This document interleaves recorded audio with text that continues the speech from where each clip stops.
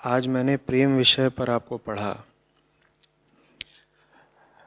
आपने बताया कि प्रेम दूसरे से चिपकने का नाम नहीं है। मन शांत हो, अकेला हो, तब उसे प्रेम समझ आता है। पर मैं तो अकेले नहीं रह पाती हूँ। क्या मुझे प्रेम कभी समझ में नहीं आएगा? अतीत में मुझे प्रेम हुआ था, ऐसा मुझे लगा, पर आज समझ आता है कि वो सच्चा प्रेम नहीं था। आगे से कैसे परखूं कि प्रेम सच्चा है या नहीं? बहुत सरल है। परखना है कि प्रेम सच्चा है या नहीं, तो बस ये देख लो कि प्रेम तुम्हारा तुमको दे क्या रहा है। सुख या होश? शुरुआत में ही पूछा है कि क्या किसी दूसरे व्यक्ति का साथ ज़रूरी है?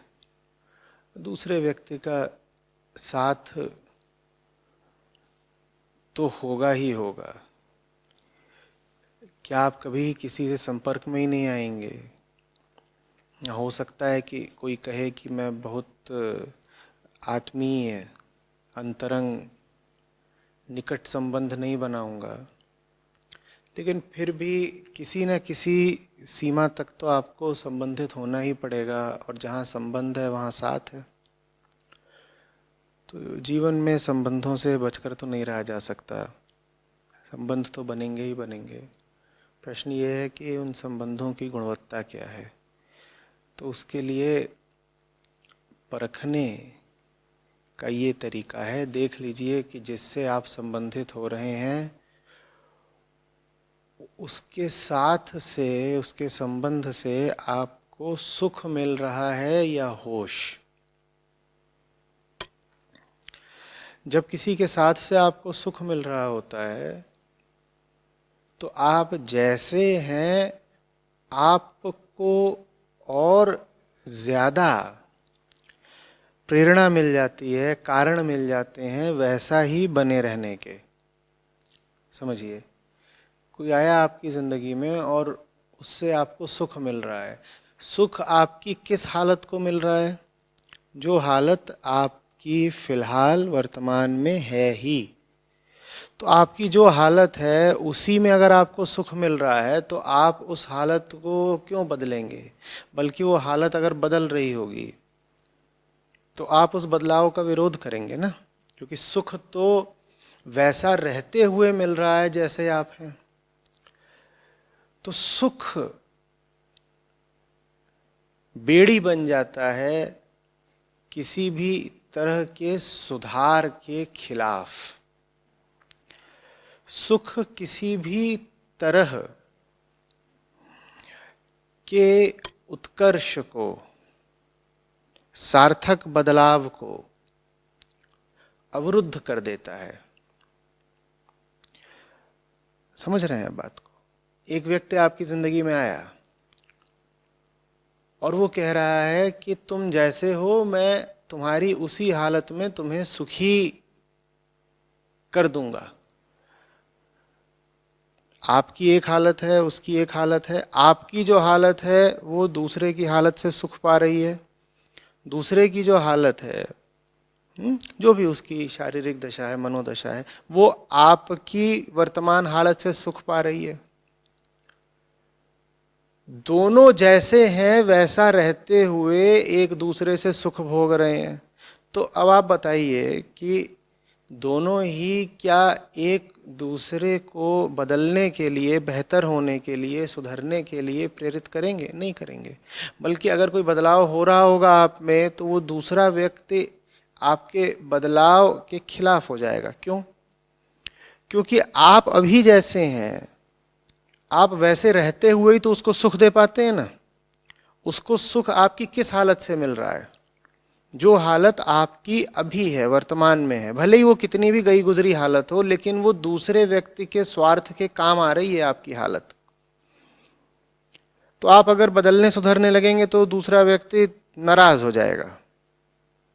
वो कहेगा कि तुम धोखा दे रहे हो, और उसकी बात में दम है, क्योंकि उसको आपसे लाभ, सुख के अर्थ में लाभ हो ही बस तभी रहा था जब आप जैसे भी गए गुजरे बदहाल हैं वैसे ही रहें। ठीक है, ये प्रेम के नाम पर कुछ और है।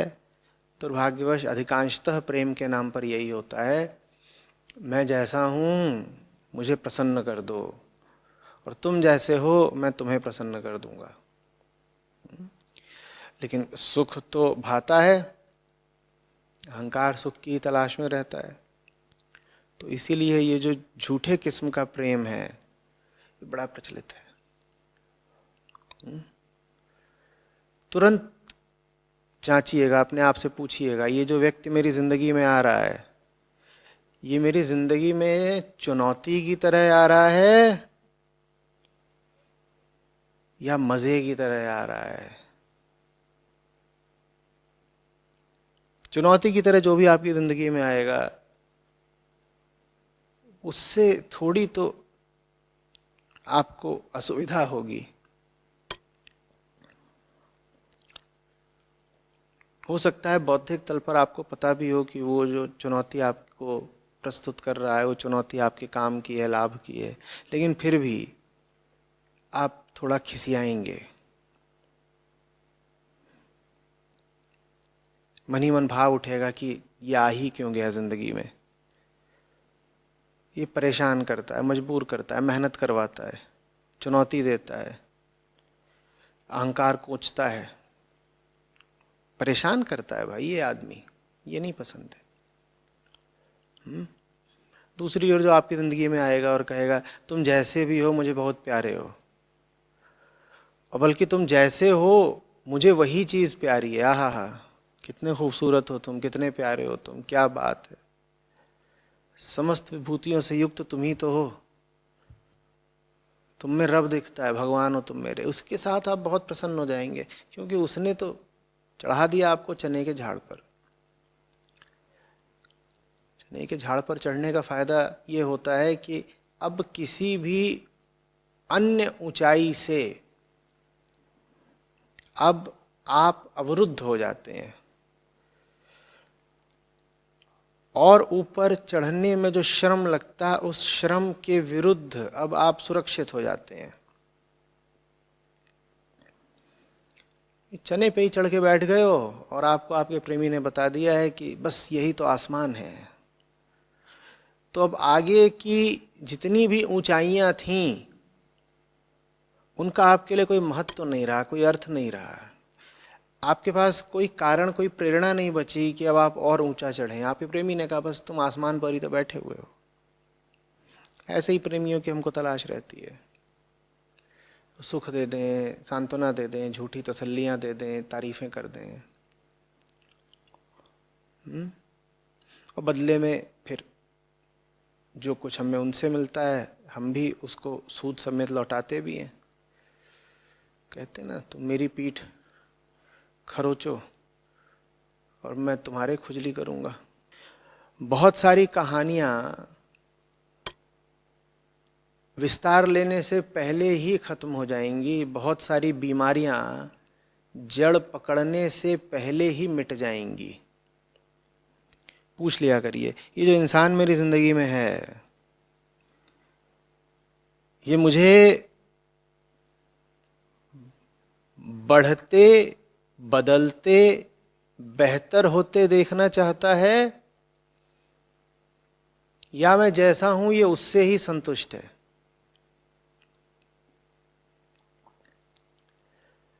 अब एक बड़ा सवाल आएगा आपके सामने, जो आपकी जिंदगी में आया है, अगर वो आपको प्रेरित कर रहा है कि तुम बदलो, बेहतर हो, तो माने वो जानता है कि आप जैसे हो ठीक नहीं हो, तभी तो कह रहा है कि सुधर जाओ, बेहतर हो जाओ।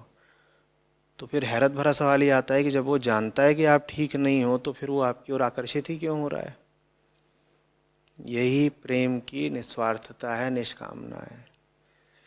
आपका प्रेमी आपके पास अगर सच्चा है प्रेमी, तो आपका मुरीद या प्रशंसक बनकर नहीं आ सकता। आपका फैन बनकर नहीं आ सकता।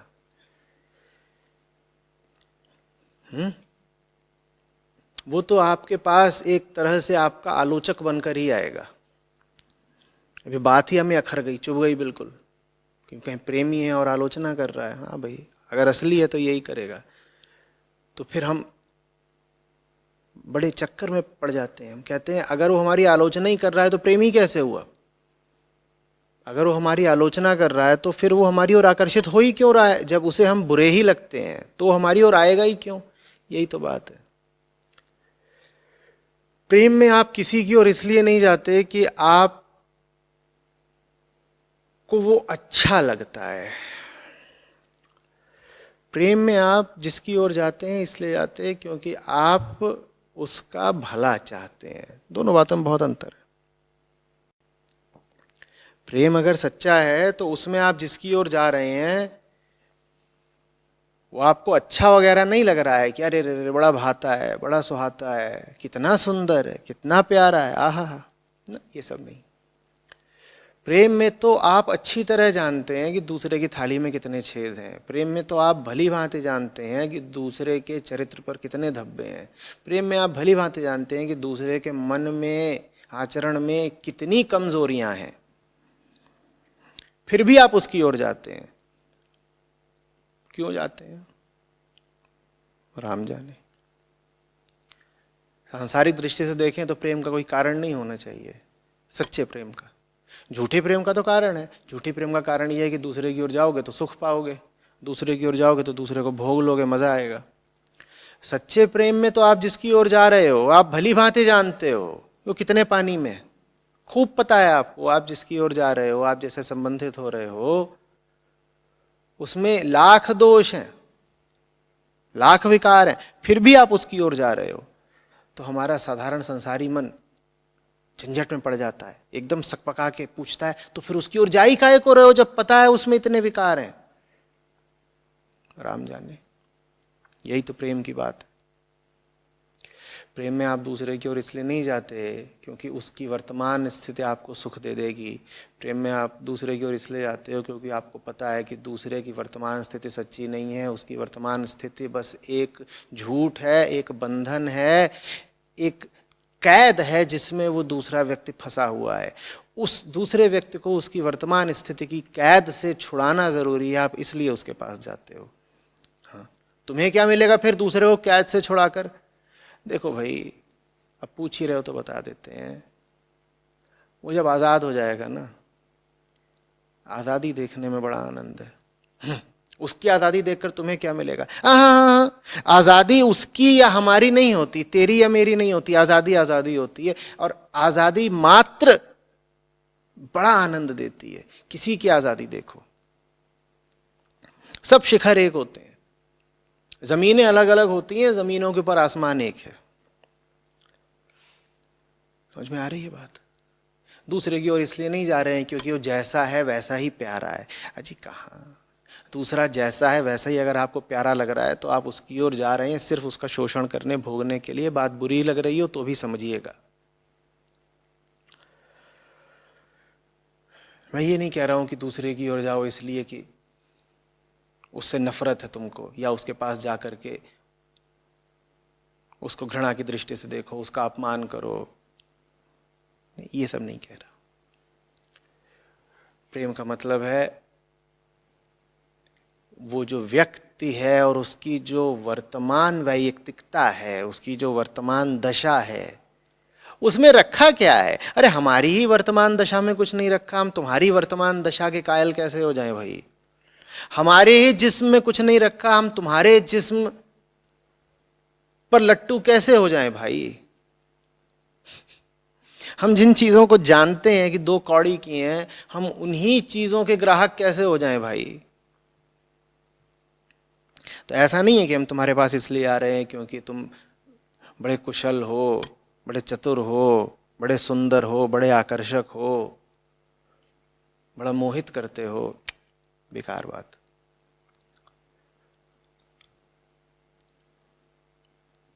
हो तो तुम कुछ नहीं। देखो, प्रेम करते हैं तुमसे इसीलिए साफ सपाट बताए देते हैं, कुछ नहीं हो तुम।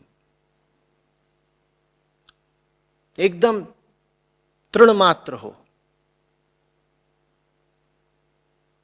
घास का तिनका जिस पर भाग्य पांव रख रख करके चलता रहता है, घास का तिनका जिसको किस्मत अपने भारी भरकम पहियों तले रौंदती रहती है। ऐसे ही हम हैं, ऐसे ही तुम हो। तो ऐसा नहीं है कि तुम्हारी हालत में हमको कोई बहुत आकर्षण है,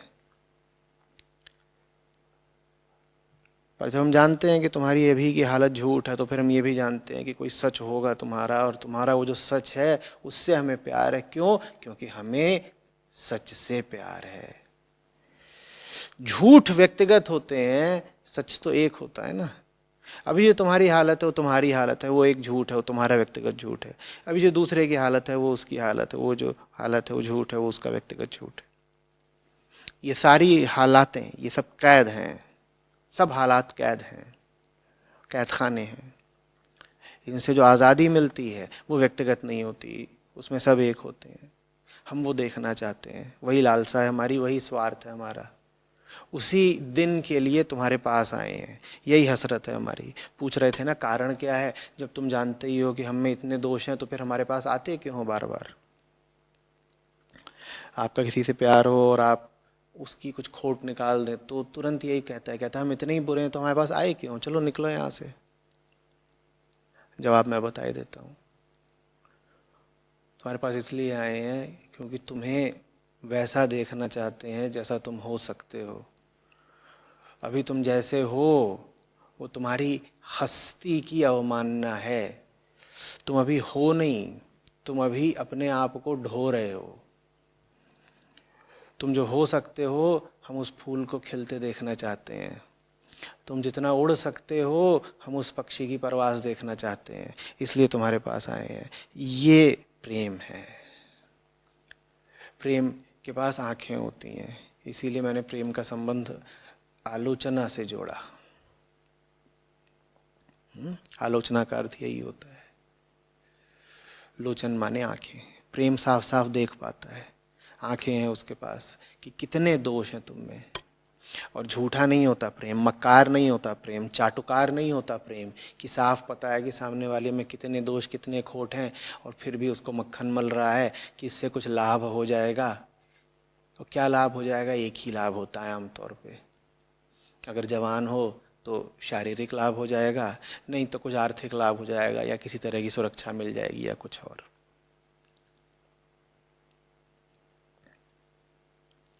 ये नहीं प्रेम है।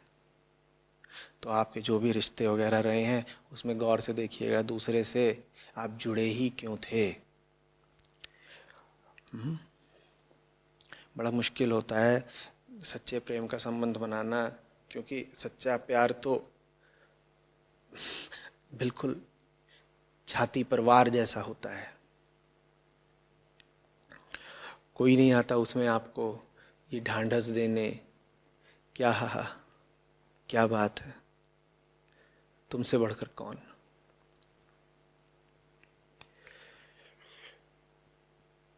लोग कहते हैं सच्चा प्यार मिलता नहीं, मैं कहता हूँ सच्चा प्यार तुमसे बर्दाश्त होता नहीं।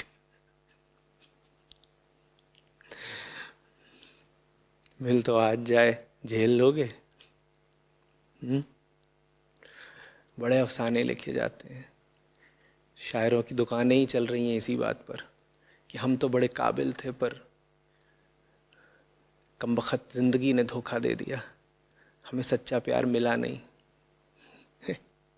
झूठा। तो इस लायक है कि सच्चा प्यार झेल लेता? काबिलियत भी छोड़ दो, नीयत है। सच्चे प्रेमी के सामने 2 दिन नहीं खड़े हो पाओगे, भाग लोगे। और बताऊं, भागने से पहले उसे मारोगे, उसे मार के भाग लोगे। हमें प्रेम नहीं चाहिए, हमें भ्रम चाहिए, हमें धोखा चाहिए। हमें चाहिए कोई ऐसा जो हमें खूबसूरत धोखों में रख सके। हमें चाहिए कोई ऐसा जो हमें रंगीन सपनों में रख सके।